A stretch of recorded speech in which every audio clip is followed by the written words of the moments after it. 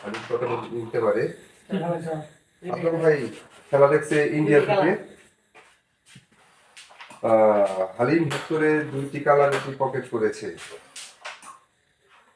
জাহাঙ্গীর সাধারণভাবে রেডটিকে পকেট করলেন, কিন্তু কভার দেওয়াটা একটু টাফ হয়ে যাচ্ছে।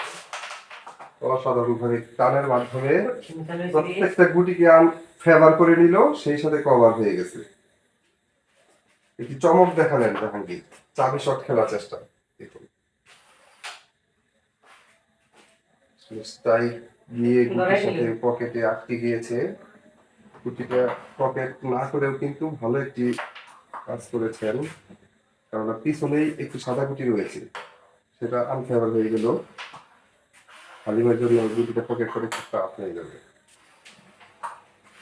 এক এক করে সাদা গুটিগুলি পকেট করছেন হালিম। চাবি শট খেলার চেষ্টা থাকবে। অসাধারণ অসাধারণ একটি খেলা খেললেন। দেখতে পেলেন আনফেভার গুটি কিভাবে ফেভার করে নিল। আবার একটি চাবি শট খেলার চেষ্টা। অসাধারণ। আর মাত্র একটি সাদা গুটি রয়েছে, কিন্তু এই গুটিটি